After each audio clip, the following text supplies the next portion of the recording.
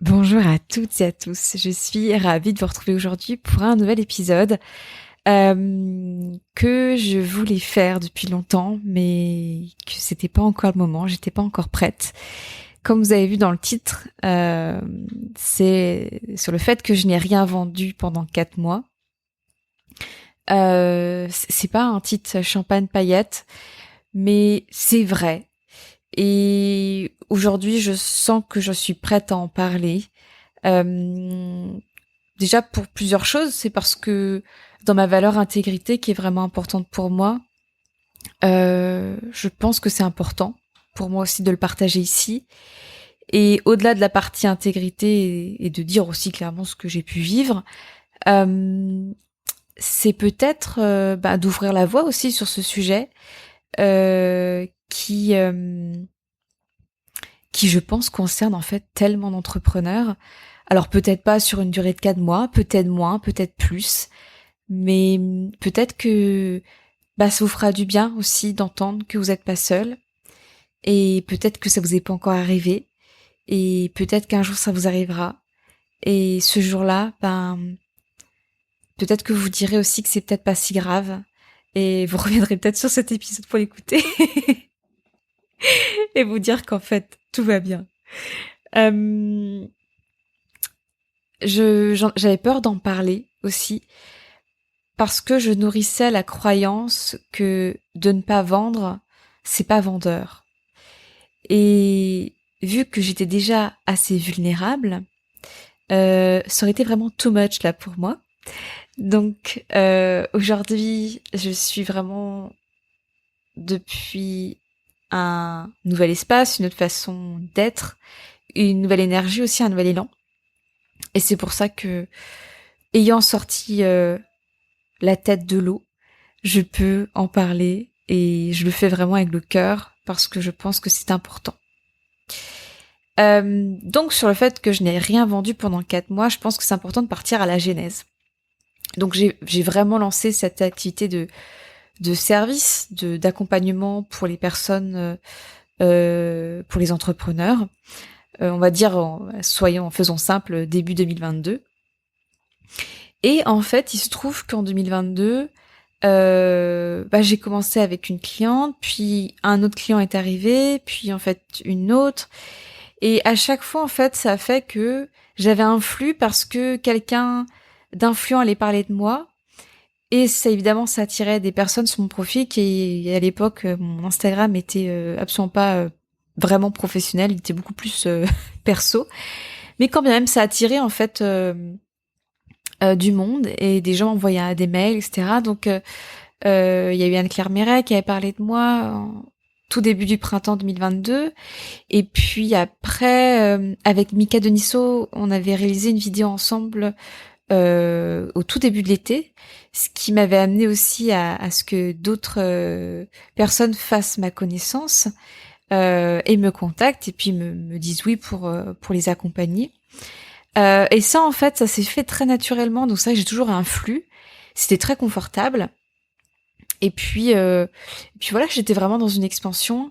Ça m'a permis aussi pour la première fois de ma vie, me créer une longueur d'avance financière, de la trésorerie sur le compte de mon entreprise. Et c'était vraiment très confortable. Alors ça n'empêche pas que j'ai été très traversée aussi par des flux et un peu des montagnes russes financières. J'ai eu aussi un apprentissage autour de ça parce que j'ai eu des grands investissements, comme par exemple la création de ce podcast où je me suis fait accompagner par un incubateur, mais du coup ça se paye. Et puis je me suis aussi beaucoup formée l'année dernière, donc c'était des formations qui étaient assez onéreuses. Mais ça a fait que, mine de rien, ça a fait son petit bout de chemin. Et puis c'est vrai que l'automne dernier, en arrivant au Costa Rica, c'est vrai qu'au niveau de qualité de vie, de niveau de vie, des standards de vie et du budget en fait, pour parler très concret, on a vraiment élevé tout ça avec Julien. Mais en fait, ça a suivi. Je sais que j'ai fait mon plus gros mois de chiffre d'affaires l'année dernière au mois d'octobre, si mes souvenirs sont bons. Octobre-novembre, je crois que c'était octobre, où j'avais fait presque 7 000 €, je crois.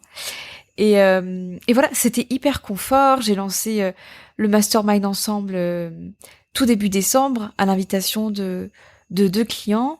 Et puis en fait, en une semaine, toutes les places ont été prises. Enfin voilà, il y avait vraiment cette fluidité dans mon entreprise, alors que pour autant, j'étais pas forcément, pleine de confiance dans ce que je faisais. Je mettais peu de valeur à ce que je faisais. Mais voilà, les choses ont fait que ça a vraiment fonctionné. Et à vivre, c'est extraordinaire aussi. Donc moi, j'y suis allée avec vraiment beaucoup de confiance, mine de rien. Et dans ma tête, forcément, qu'en fait 2023, on allait y rester sur cette même lancée. Sauf que on est parti un mois au Guatemala, donc là c'était vraiment un mois de vacances en décembre. Et puis c'est vrai que j'avais pas communiqué vraiment en fait sur mon activité. C'est vrai qu'en 2022 j'ai assez peu communiqué. Enfin je faisais pas vraiment de pub sur mon accompagnement individuel. J'en parlais de temps en temps quand j'avais des séances de clients où il y avait vraiment des messages intéressants, des réflexions qui étaient prises. Et, voilà, je les partageais, mais c'est vrai que j'étais pas non plus en promotion constante de mon service, puisque de toute façon moi déjà ce que j'aime et ce que je mettais en place c'était que c'était des cycles longs, puisque c'est là où je trouve que c'est vraiment le plus intéressant, c'est là où on va le plus en profondeur. Et puis en fait, j'ai eu la chance d'avoir des clients qui m'ont suivi sur des longues, vraiment des grands espaces-temps, qui ont remené des cycles, etc. Donc c'est vrai que j'étais pas vraiment dans la création de clients, j'avais un flux constant, et j'avais des clients en fait qui sont restés aussi longtemps, et qui sont toujours d'ailleurs avec moi grâce au mastermind ensemble. Et du coup, je me suis un peu retrouvée le bec dans l'eau en janvier, parce que j'avais pas communiqué sur mon accompagnement individuel. Et je crois en fait aussi que j'avais saturé de cette fin d'année où c'est vrai que j'accompagnais 6 personnes en individuel, et j'avais nourri la croyance que mes clients ne pouvaient avoir leur séance qu'en début d'après-midi. Et du coup, moi habitant au Costa Rica, ça m'a amené à me lever vraiment super tôt, genre de 5 heures du matin. Ce qui, moi, en fait, ne me convient pas. Je suis pas quelqu'un spécifiquement du matin. Aujourd'hui, je me réveille naturellement autour de 7h30, mais du coup, il y a quand même une différence de 2h30 avec 5 heures. Et ça commençait pour moi à être de moins en moins agréable. Pour autant, les séances que j'avais avec mes clients, j'adorais ces moments. Mais c'est vrai qu'en termes de respect de moi-même et de rythme de vie, ça ne me convenait plus. Et je crois que j'ai saturé. Et au lieu d'être juste en mode faisons autrement, je crois que je suis restée bloquée un peu sur cette saturation sans l'avoir forcément en conscience. Mais je crois que finalement je rejetais aussi pas mal l'accompagnement individuel. Donc c'était vraiment beaucoup de contradictions et de contractions ce début d'année. Et puis très vite j'ai eu aussi ce problème dentaire, voire les problèmes dentaires. Et ça m'a énormément pris d'énergie, ça a été extrêmement stressant pour moi, beaucoup d'angoisse. Ça m'a pris du temps aussi, au sein des semaines, d'aller plusieurs fois chez le dentiste.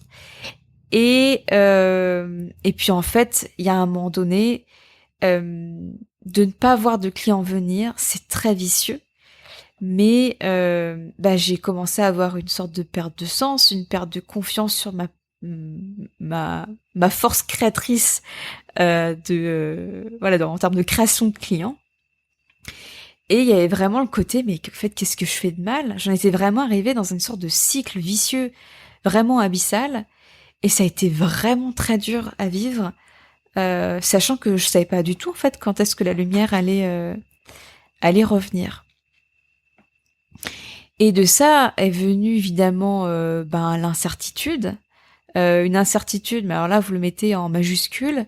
Et surtout l'incertitude financière, parce que même si j'avais de la trésorerie, en fait, il n'y avait pas de création derrière, donc je voyais que la trésorerie, baisser. Et puis Julien était aussi en création d'entreprise, donc il a eu ses premiers clients, mais ses économies commençaient aussi sérieusement à baisser. Donc c'est vrai que moi, pendant on va dire 2 mois, j'ai pris en charge les frais, les charges de notre couple, de 2 personnes du coup. Et puis, faut savoir aussi que ce soit au Costa Rica ou quand on était dans le Yucatan au Mexique, on est sur un niveau de vie. En tout cas, ce sont des régions qui ont un certain budget. On était autour de 1600 euros par mois de loyer, et puis vous rajoutez environ 150 euros de nourriture par semaine. Enfin, ça fait quand même des budgets conséquents. Je vous dis pas, voilà, quelquefois un taxi pour aller dans le centre-ville. Enfin voilà, c'était quand même important. Et puis moi je voyais que l'argent baissait. Et puis forcément ça créait des tensions, même au sein de notre couple avec Julien. Le fait de remettre en question nos choix de vie, notre projet. Moi ça m'a aussi quand même pas mal affectée. Enfin bon, du coup c'était vraiment pas simple à vivre. Et vu que je nourrissais vraiment la croyance que ne pas vendre, ce n'est pas vendeur, évidemment que j'en ai pas parlé en fait publiquement. Parce que déjà j'étais hyper vulnérable, je voyais pas du tout comment est-ce que j'allais m'en sortir. Et puis je vous ai parlé du fait que je n'avais plus de sens, mais c'est vrai qu'il y avait vraiment eu cette perte de sens quant à mon activité, quant à mes offres, quant à la valeur aussi et l'importance de ce que je fais. Est-ce qu'il y a vraiment besoin de moi? Est-ce que c'est important que je sois présente? Est-ce que j'ai ma place dans tout ça? Et purée, à vivre et à ressasser ça dans la tête et puis le mental, en plus il aime beaucoup appuyer là-dessus. C'était super compliqué à vivre. Et j'ai mis du temps à remettre du sens. Je me souviens de cette séance avec Lorraine Pentier qui a déjà apparu dans ce podcast. Je l'avais invitée. C'était, je pense qu'il était sorti tout début février. J'ai pas le numéro en tête, mais si vous voulez le voir, voilà, c'est vraiment une femme extraordinaire. Et puis on avait fait une communication avec mon entreprise et en fait, on avait vraiment parlé de ce pourquoi je suis là, de ce pourquoi mon entreprise m'a choisi et quel est aussi le message de mon entreprise. Bon, c'est à peu près c'est le même, c'est pratique. En même temps, mon entreprise m'a pas choisi pour rien, je vais dire ça comme ça. Mais du coup, il y a vraiment le fait, voilà, j'ai cette capacité d'ouvrir un champ des possibles, de créer, pas de créer pour l'autre, mais en tout cas d'accompagner les personnes à vraiment créer leur voix. D'éclairer ses voix et voilà, en tout cas de créer des espaces de liberté pure pour se réinventer. Et ça m'a ça m'a redonné du sens en fait. Ça m'a fait beaucoup de bien parce que je me suis reconnectée à ce grand message qui m'anime profondément. Un moment où en fait je ne le voyais même plus et que quelqu'un me le redise avec mes mots, avec d'autres mots, ça m'a fait un bien immense. Donc c'est pour ça aussi que c'est important parfois quand même que quand on est dans cette perte de sens, que l'autre aussi peut être vraiment une petite lumière, une petite fée pour nous apporter le soutien, les mots justes pour nous rebooster, pour nous relancer quoi en fait. Donc il y a eu ça et puis la vie elle est parfaite. Dans la même journée, je faisais un thé virtuel avec Anne-Sophie Brossard, qui est déjà aussi apparue sur le podcast. Je pense que c'est plus au mois de mars cette fois-ci. Et puis alors là, ça a été un coup de cœur absolu. Anso, si tu écoutes, je t'embrasse super fort. Et là, je me suis dit, ok, là, Anso, elle peut m'aider avec tous les différents éléments, avec ce que j'ai construit en 2022, pour reprendre depuis le bon espace mon activité, mon entreprise. Et puis au début, déjà, j'espérais profondément aussi qu'Anne-Sophie me propose un tarif que je pourrais accepter, parce que c'est aussi très vicieux. C'est quand on voit la trésorerie partir, évidemment, on priorise. Pour moi, ma priorité, c'était pouvoir payer le loyer et puis de pouvoir payer les courses hebdomadaires. Donc c'est vrai que se faire accompagner, malheureusement, ça peut devenir aussi secondaire. Et j'ai été aussi dans cette situation à regarder vraiment. Je savais pas du tout quels pouvaient être ses tarifs et elle m'a fait un devis où je me suis dit ouf, je peux lui dire oui. Et je me suis fait cet immense cadeau. Elle a été extrêmement présente à mes côtés. Elle a créé un espace où j'ai pu vraiment sortir au fur et à mesure la tête de l'eau, où je me suis sentie considérée vraiment dans tous les espaces de qui je suis, écoutée, soutenue. Et de m'être offert ça, c'est un cadeau immense. On a retravaillé aussi mon message. Elle m'a remotivée en fait, c'était un peu ma pop-up girl. Et du coup, j'ai repris ma communication. Je procrastine énormément sur les posts importants, style mon histoire. Aujourd'hui, qu'est-ce que je propose, qui suis-je. Enfin bref, tout ça où en fait c'est super dur, je trouve, de construire ça parce que quand ça nous concerne nous et qu'on n'a pas un œil extérieur, c'est quand même assez difficile. Pas pour les offres, hein, mais surtout pour... Enfin, quoi que si, finalement, c'est toujours aussi agréable d'avoir un regard extérieur. Mais c'était surtout, moi, sur le qui suis-je et mon histoire, où ça a été vraiment très précieux. Et puis, après, voilà, de construire, ma nouvelle offre que j'ai créée et qui s'appelle Ascension. Donc, peut-être que vous en souvenez. D'ailleurs, Ascension, il y en a eu 2. Et puis, il y a eu le Ascension 1 qui a déboulé en janvier, mais alors sur vraiment une sorte de précipitation. Je pense que je commençais à voir l'abysse arriver et j'ai voulu faire tout en sorte de me rattacher à quelque chose. Et du coup, c'était pas le bon message, c'était pas le bon moment, c'était pas la bonne intention. Et du coup, je l'ai supprimé très rapidement parce que j'ai vite senti que c'était pas du tout juste.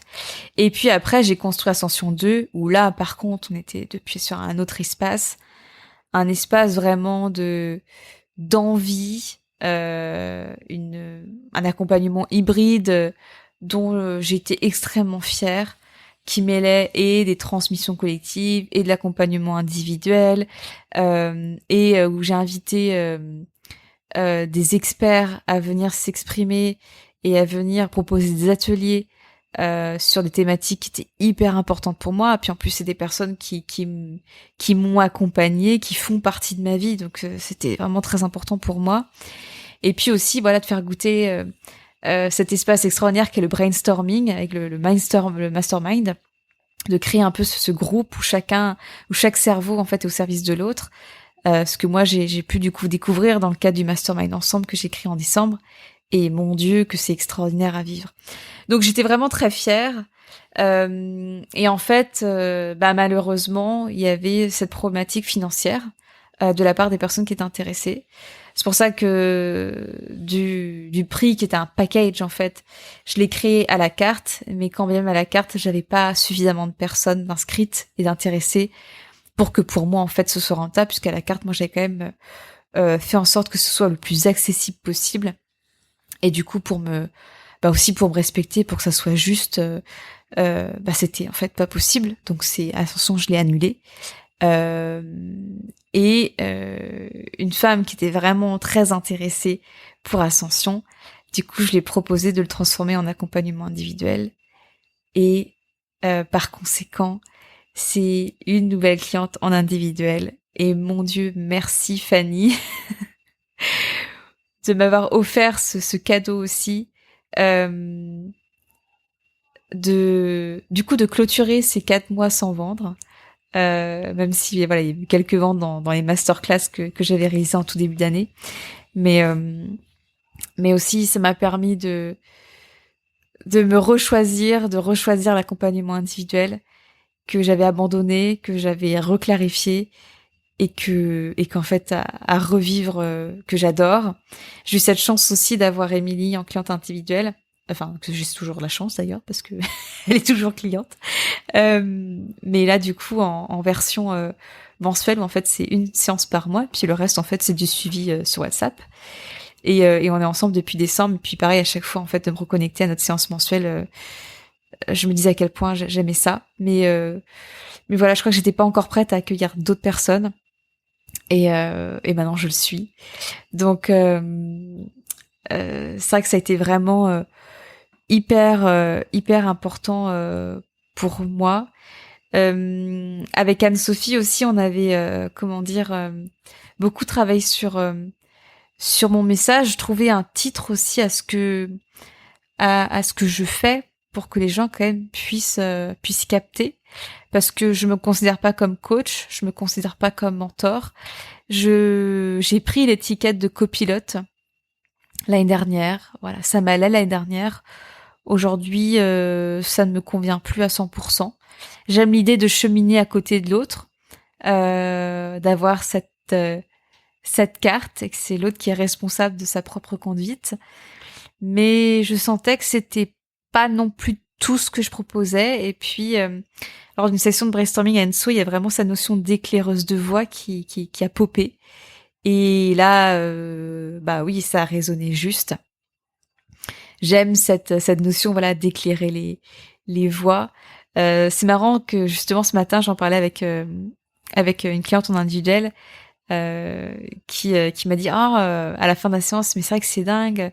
T'es pas vraiment une coach, mais en même temps tu poses des questions, mais en même temps t'es aussi un peu une psy, et tu offres cet espace en fait avec un regard extérieur où on est carrément libre, y a pas de jugement, et ça fait vachement bien parce que par exemple quand moi je parle de mon business avec mon compagnon, ben très vite il y a des raccourcis parce qu'il va me dire bah oui mais bon toi t'es comme ça ou ça te convient mieux, mais en fait c'est parce que il me connaît et que en me disant ça il pense que c'est ce qui fait de mieux pour moi.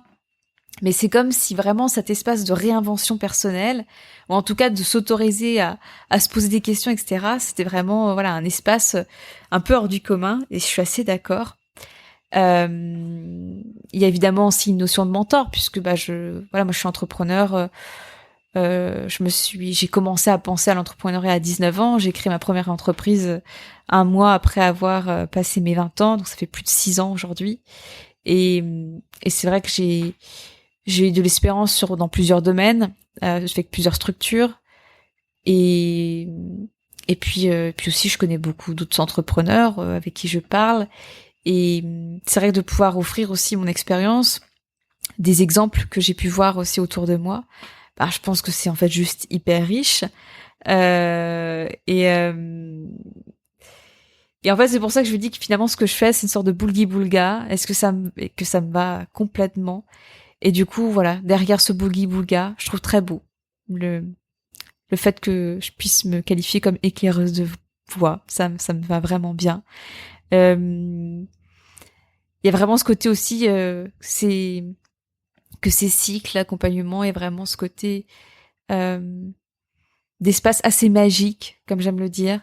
Il y a vraiment plusieurs personnes, et puis bah moi je peux le voir aussi, mais qui en embarquant ont vu des événements arriver ou changer ou des surprises de la vie juste popper comme ça, des discussions avec des personnes qu'elles n'auraient jamais imaginées qui finalement se font hyper naturellement, des déblocages de situations hyper fluides.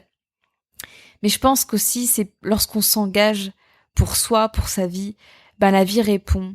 Et c'est pour ça que je suis extrêmement fière de créer ces espaces, et je remercie les gens qui me font confiance parce qu'ils ressentent en fait juste qui je suis, cette possibilité que j'offre. Et aujourd'hui, je déteste au plus haut tous ces biais psychologiques en disant ah si tu embarques avec moi, tu généreras tant de cas par mois, ou euh, si tu ne choisis pas mon accompagnement, c'est que tu ne choisis pas de changer dans la vie. Je vois tellement ces phrases aujourd'hui partout, et je trouve ça tellement triste. Moi, j'ai pas envie que les gens me choisissent pour ça. J'ai pas envie que les gens me choisissent parce qu'ils ont peur de louper quelque chose.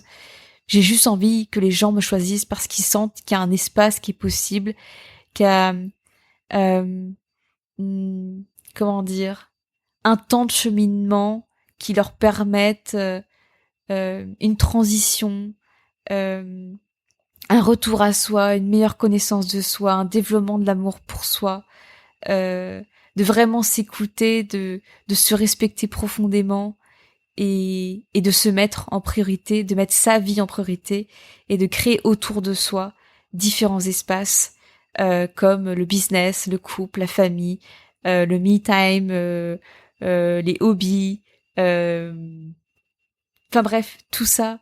Et j'aime offrir voilà ce nouveau paradigme parce que ô combien on a été habitué à depuis l'école créer sa vie et construire sa vie autour d'un planning extérieur, autour de décisions extérieures. C'est valable pour l'école, c'est valable après pour l'université, c'est valable ensuite pour un travail de salarié. Et c'est du coup ce que j'appelle le cadre salarial. Et moi, ce que j'offre, c'est aller à contre-courant.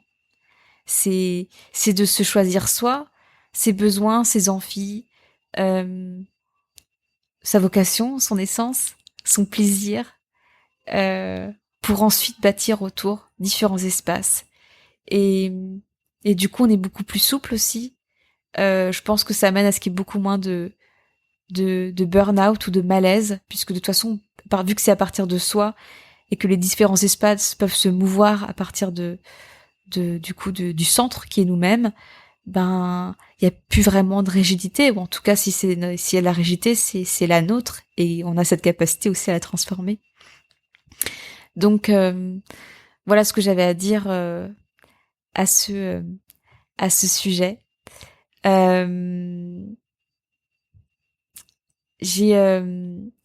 J'ai aussi envie de dire, et c'est vrai que lors de la dernière session du mastermind, il y a Marie qui m'a dit, mais tu te rends compte, Mélanie, quand même, ce que tu nous dis, c'est que, enfin, au vu du coût de la vie que vous avez, enfin, vous avez quand même réussi à vivre des mois et des mois et des mois sans générer, vraiment. Et elle me dit, mais en même temps, ben, tu peux aussi prendre ça depuis un nouvel espace et ça peut être rassurant aussi de savoir qu'en fait, ben, si on a un peu de trésor à côté, bah, c'est aussi une possibilité qu'on soit pas non plus dans cette obligation de constamment générer de l'argent. Et c'est vrai qu'en fait, ça m'a fait du bien qu'elle me dise ça parce que, bah, au final, j'ai ressenti aussi un peu de fierté d'avoir réussi quand même à vivre et malgré toute l'incertitude, l'insécurité que j'ai pu ressentir, qu'on a pu ressentir, bah, on a réussi à chaque fois à payer bah, tous les loyers, toutes les courses, certaines activités. Et en fait, ça l'a fait. Et à chaque fois, ça l'a fait. Et c'est vrai que, bah voilà, c'est possible aussi. Et au final, tout va bien. Ça n'a pas empêché là dernièrement, parce que du coup, j'ai eu beaucoup de frais par rapport à des soins dentaires, même là au Costa Rica dernièrement, ces dernières semaines. Et du coup voilà, j'ai demandé à mon grand-père s'il pouvait m'aider et m'accompagner dans le fait de financer ses soins. Et il m'a fait un virement tout de suite. Donc voilà, j'ai aussi cette chance d'avoir une famille qui me soutient. Et que là, c'est la première fois que je leur demandais de l'argent et mon grand-père, voilà, il a tout de suite suivi et je suis pleine de gratitude pour ça. Et c'est vrai que même il y a cette question avec Julien depuis le début, même avant de partir au Costa Rica. Julien, il aime bien, il y a une question, c'est qu'est-ce qui peut arriver de pire? Et d'ailleurs, c'est une question qui est très intéressante parce que même si elle peut faire peur au premier abord, on se rend compte très vite que le pire n'est pas si horrible que ça. Et du coup, pour nous, le pire du pire, c'était qu'on ne pouvait plus financer notre vie à l'étranger ici. Et qu'en fait, si on avait vraiment eu besoin, nos familles respectives nous auraient envoyé chacun 1 000 euros pour qu'on puisse acheter un billet d'avion. Et puis en fait, on serait rentré en France. Et puis on serait resté un peu chez papa et maman pendant quelques temps avant que avant qu'on se reconstruise. Mais finalement, rien d'horrible en fait. Et c'est vrai que parfois, on se raccrochait à ça. Et puis ça nous faisait du bien parce qu'on peut, on peut très vite aussi broyer du noir et être horrifié du fait que sans argent, en fait, souvent on rattache l'argent à le fait de pouvoir vivre. Et du coup, sans argent, si on va vraiment très loin, c'est la mort. Et mais en tout cas, notre inconscient, c'est ce qui souvent il a programmé. Et du coup, de se rattacher à ce genre de questions aussi, parfois, ça permet de prendre du recul et de la distance. Donc, quand vous avez des grands projets où vous sentez de la peur et que parfois ça peut être au niveau, par exemple, financier ou une action audacieuse, ou le fait par exemple de quitter un job, choses comme ça, de se poser cette question en amont par exemple, et de voir quelles sont les réponses. Et vous verrez que souvent en fait, le pire de le pire, franchement, c'est pas horrible. Donc il y avait ça. Et qu'est-ce que je voulais vous dire encore ? Oui, c'est que du coup, de vivre tout ça, vu qu'on est quand même sur vachement une thématique financière, ces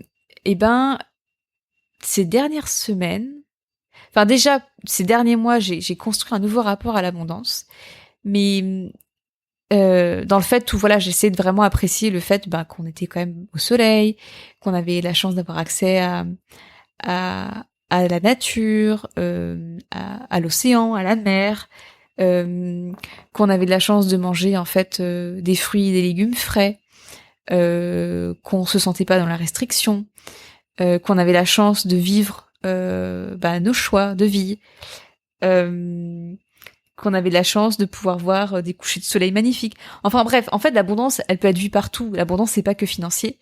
Comme par exemple d'avoir des bonnes relations avec sa famille, des bonnes relations, de rencontrer des gens extraordinaires. Tout ça, en fait, ça peut être considéré comme de l'abondance. Et je trouve que ça aussi, c'est très rassurant. Et puis ça fait du bien aussi de nourrir en fait cette gratitude pour ce qui est juste là et qui nous fait du bien et qui en fait n'est pas forcément d'ailleurs de l'ordre de l'argent ou de l'ordre financier. Donc déjà, il y a eu vraiment ce rapport à l'abondance qui s'est amplifié. Et puis ces dernières semaines, vraiment au moment d'ailleurs où j'ai fait cette pause de réseaux sociaux, il y a eu la thématique de l'argent qui est apparue. Déjà parce que j'avais de plus en plus envie de retourner à lire des livres à ce sujet. Parce que moi, l'argent, c'est quelque chose qui me passionne. Oui, d'une certaine manière, depuis des années, je trouve ça vraiment intéressant.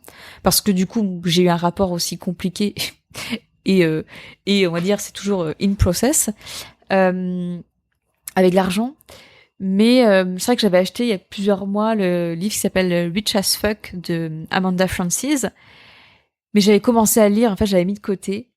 Et là, je l'ai recommencé et ça m'a fait un bien fou. Et du coup, ça m'a reconnecté avec cette thématique de l'argent, cette thématique financière.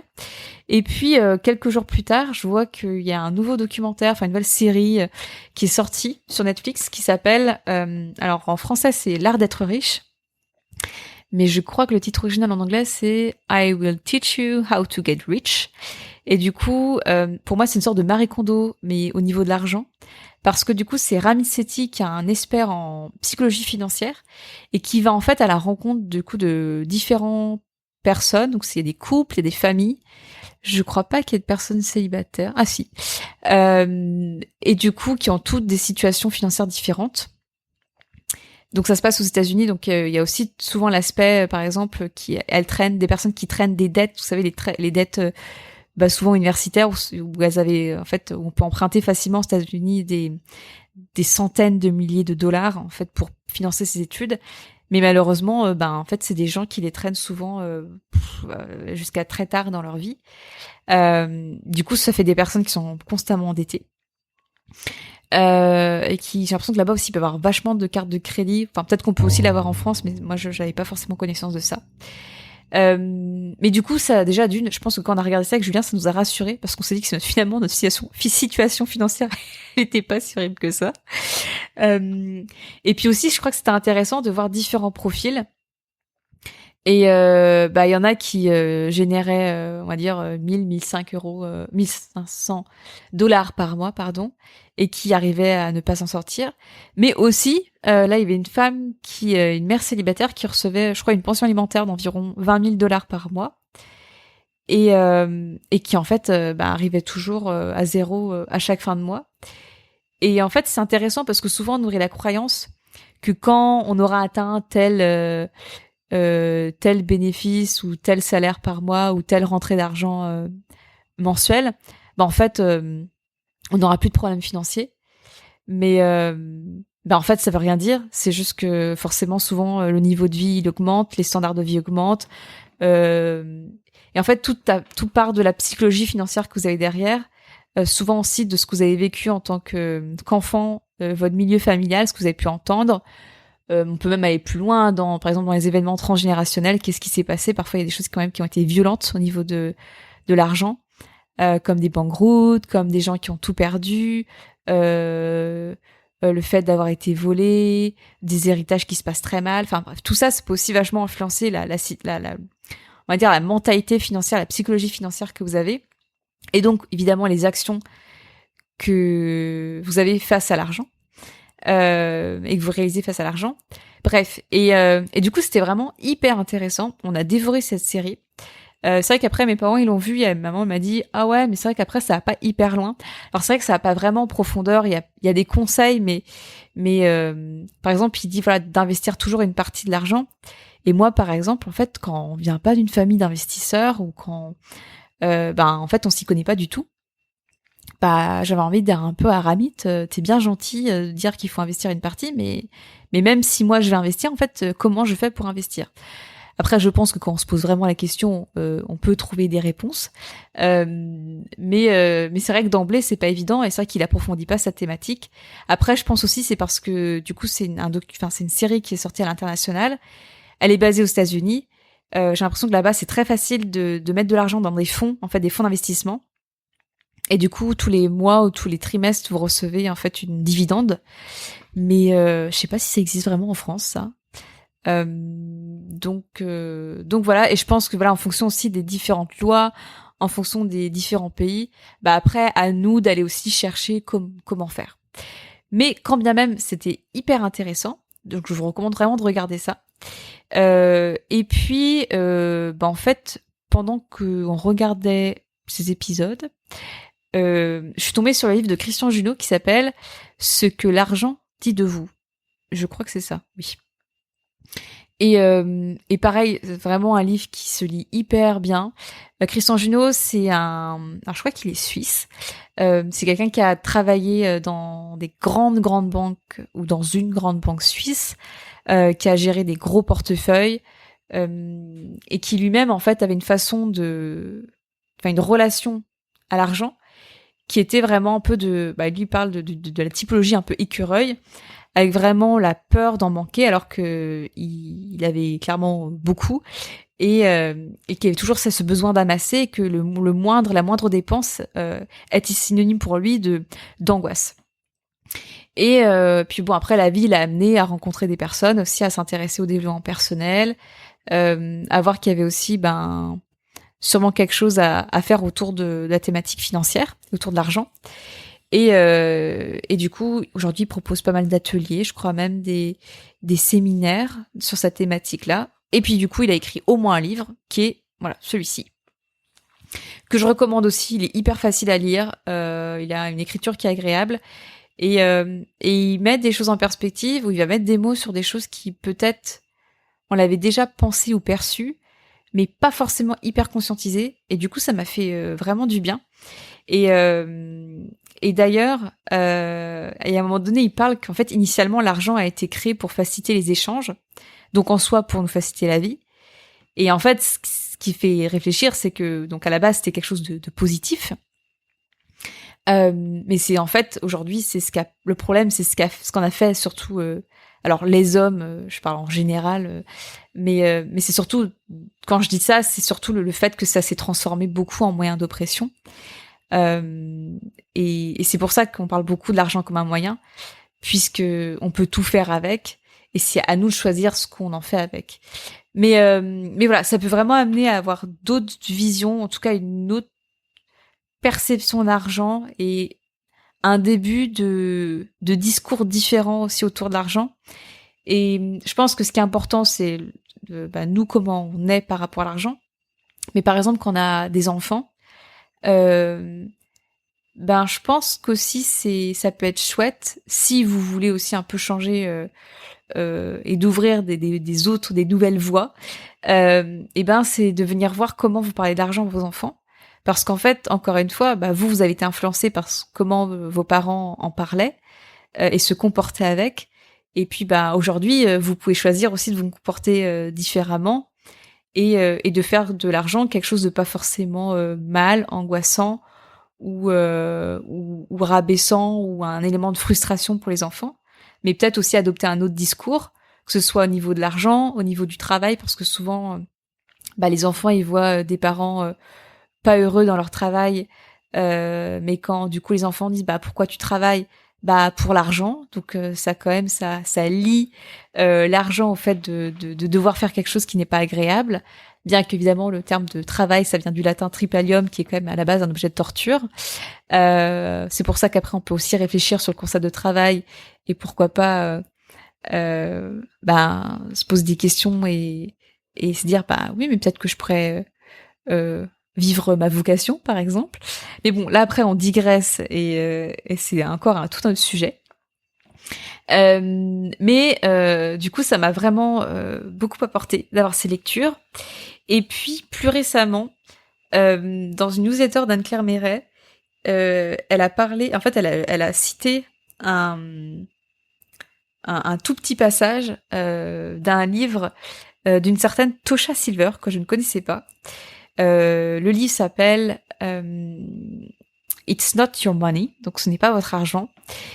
Et du coup, ce passage m'a beaucoup parlé. C'était une sorte de prière. Et du coup, je suis allée voir sur Amazon voir si le livre était disponible sur Kindle. Et j'ai découvert qu'elle avait écrit d'autres livres. Et puis j'ai vu son autre livre, un de ses autres livres qui s'appelle Change Me Prayers, donc prière pour me changer, on pourrait peut-être traduire ça comme ça. Et à la base, ça me parlait pas du tout. Mais il se trouve que j'ai posé mes yeux sur la 4e de couverture, et là, tous les mots je buvais clairement les mots, et je me suis dit, ok, je sais pas le moment que je lise It's Not Your Money, mais là, il faut plus que je lise d'abord celui-là. Je l'ai dévoré en 48 heures. Ça parle vraiment du concept de se remettre à plus grand, de lâcher le contrôle, que il y a toujours un plus grand plan et que souvent c'est celui qui vient vraiment nous apporter aussi une réelle abondance. C'est un plan qui va au-delà de l'ego. Et c'est marrant parce que le concept de se remettre à plus grand ou en anglais il y a aussi le mot surrender qu'on pourrait aussi traduire par abandon confiant. C'est pas facile de traduire surrender, mais en fait c'est quelque chose que moi je pratique depuis des années. Je pense aussi que je suis née dans une famille, en tout cas avec une maman qui le pratiquait déjà, et du coup pour moi c'était une évidence. Que plein d'événements, en fait, je les ai remis à plus grand que moi, avec vraiment l'intention que les choses soient justes pour tout le monde. Mais c'est marrant parce qu'en lisant ce livre, j'ai vraiment ressenti des résistances, comme si, je voyais que j'avais une façon de faire qui finalement était hyper proche de ce livre, mais que en lisant ce livre, c'est presque comme si je le confirmais. Et je sentais des parts de moi vraiment en résistance, genre non, perds pas le contrôle, fais attention, avec beaucoup de peur. Donc j'ai observé ça avec presque un petit sourire. Et il y a vraiment moi une phrase que je récite depuis très longtemps, que ma maman m'avait dit il y a des années. Je pense que je dis presque au quotidien, c'est la vie est parfaite, l'univers est parfait et tout tourne à mon avantage. C'est vraiment quelque chose que je nourris parce que je le sais, je le vis. Pour moi, c'est très tangible, très concret. Mais voilà, quand bien même, en lisant ce livre, j'ai eu beaucoup de résistance. En fait, c'est un livre qui comporte une multitude de mini-chapitres. Tosha Silver, c'est une femme qui à la base est professeure de yoga. Elle a fait aussi beaucoup d'études spirituelles, pas mal tout autour de tout ce qui va être védique, donc plutôt au niveau de l'Inde, je pense un peu du bouddhisme aussi. Mais c'est une femme spirituelle, mais en même temps extrêmement vivante, qui est drôle à lire, vraiment, drôle. J'ai ri. Et du coup, à chaque fin de petit chapitre, que ce soit une expérience qui soit personnelle ou alors de son entourage, il y a toujours une petite prière qui vraiment pour se remettre à plus grand sur plein d'espaces, pour lâcher en fait le contrôle. Et moi, c'est quelque chose qui m'a vraiment beaucoup nourri, alors que à la base, j'étais plutôt sceptique. Et je suis vraiment hyper heureuse d'avoir lu ce livre. En tout cas, ça m'a fait un bien fou et ça m'a aussi libérée, j'ai l'impression comme d'un poids qui ne m'appartenait pas. Donc je recommande vraiment euh, ce livre. Ça m'a aussi fait prendre conscience qu'en fait, et avec ce que j'ai vécu et ce que je vous ai raconté tout à l'heure, c'est qu'au final, même en ne vendant rien pendant 4 mois, j'ai réussi à financer le quotidien, la vie à l'étranger, et qu'en fait, mes besoins étaient toujours comblés. D'une certaine manière, en fait, tout faisait pour que... Enfin bref, c'était parfait. Inexplicable, mais parfait. Et je pense que depuis toujours, enfin pas depuis toujours, parce qu'au début, mon entrepreneuriat, au tout début, c'était vraiment plus un hobby en plus de mes études, et puis après en plus d'un CDI. Mais on va dire depuis 2022, avec cette nouvelle proposition vraiment d'accompagnement, je crois que je l'avais vraiment rattaché, que c'était la façon de créer de l'argent. Et du coup, ben dans ma tête, si pas de clients, pas d'argent, donc pas d'argent, pas possibilité de financer la vie, pas possibilité de financer la vie, si on va dans l'extrême, la mort, ou en tout cas la remise en question de tout et qu'est-ce qu'on fait. Mais en fait, du coup, en lisant ce livre et avec l'expérience que j'ai eue en ce premier trimestre, eh bien, j'ai aussi vraiment dissocié mon entreprise là. Ces derniers jours, hein. C'était sous la douche, je crois qu'il y a 3 jours. Mais j'ai vraiment eu ce sorte d'illumination, comme quoi en fait mon entreprise, c'est pas elle qui vient me combler au niveau de mes besoins, et que du coup ça transformait un peu le travail, le métier, et que ça le mettait à un autre niveau. Et je crois qu'en fait il y a vraiment cette notion de vocation, et ça m'a fait vraiment du bien de dissocier les deux. Très tangiblement et concrètement, je sais bien que c'est l'entreprise qui va être une source d'argent. Je suis pas non plus en mode euh, complètement déconnectée. Mais pour moi, en fait, de savoir que tous mes besoins sont comblés, déjà, ça m'enlève un poids, puisque en plus je l'ai vécu. Et puis, de mettre mon entreprise au niveau de la vocation, ça m'ouvre à autre chose. Et je me sens appelée à vraiment parler de nombreux autres sujets comme de l'alimentation régénérante. Très prochainement, même ici, il y aura de la nouveauté. Mais en fait, c'est comme si du coup, ça me lâchait un peu. Enfin, ça me permettait de me lâcher un peu la grappe, de faire encore tomber certains boucliers qui derrière lesquels je me cachais. Et du coup, c'est encore plus simple pour moi.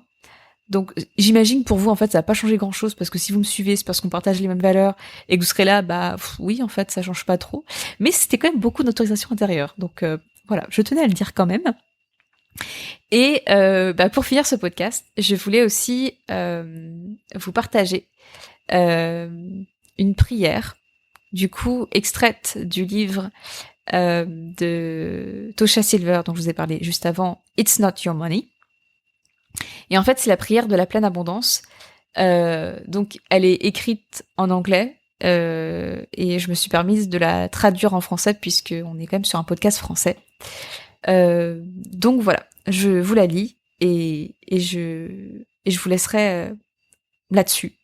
Donc, je vous souhaite une merveilleuse journée. J'espère que ce podcast a eu sa place. En tout cas, vous avez passé un bon moment à l'écouter. Et voilà, je vais lire la prière. Divin adoré, permets-moi de donner avec aisance et abondance, sachant que tu es la source illimitée de tout. Permets-moi d'être un conduit facile et ouvert pour ta prospérité. Permets-moi de croire que tous mes besoins sont toujours satisfaits de façon extraordinaire, et qu'il est sûr de donner librement selon la guidance de mon cœur. Et de la même manière, permets-moi de me sentir grandement ouvert à recevoir. Que je connaisse ma propre valeur, ma beauté et mon mérite, sans me poser de questions. Permets-moi d'accorder aux autres le plaisir suprême de me donner. Que je me sente digne de recevoir de toutes les façons possibles. Change-moi en quelqu'un qui peut s'aimer, se pardonner et s'accepter pleinement, afin que je puisse porter ta lumière sans restriction. Laisse partir ce qui doit partir, laisse venir ce qui doit venir. Je t'appartiens totalement. Tu es moi, je suis toi. Nous ne faisons qu'un. Tout va bien.